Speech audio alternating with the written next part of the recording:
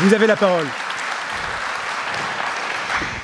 L'Albanie dans l'Union européenne, impossible, vous êtes sûr.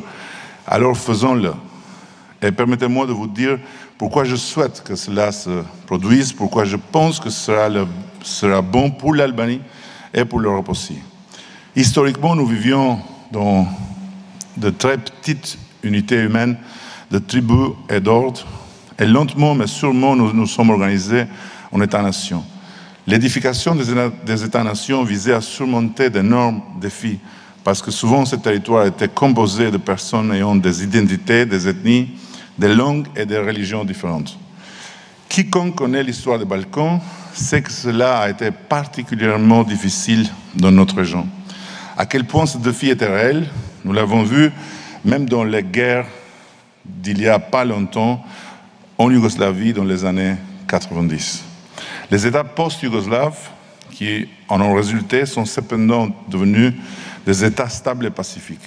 Et permettez-moi de vous dire qu'aujourd'hui, la Serbie et l'Albanie ont beaucoup plus de choses en commun que des choses qui nous séparent. Ceci était impossible. Même quand je suis devenu Premier ministre il y a quelques années, eh bien, c'est arrivé. Et une des choses que nous avons en commun, c'est la croyance en les valeurs de l'Union européenne et le désir d'en faire partie.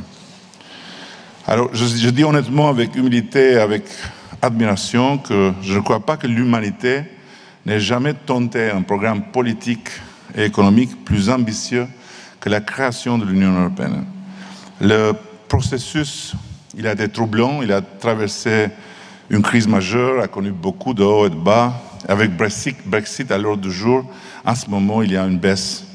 Mais cela n'a pas été interrompu et ne le sera pas, je crois.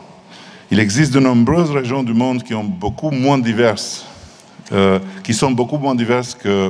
du point de vue linguistique, du point de vue religieux ou ethnique, que les pays d'Europe, et qui cependant n'ont pas pu gérer le niveau d'intégration que l'Europe a atteint.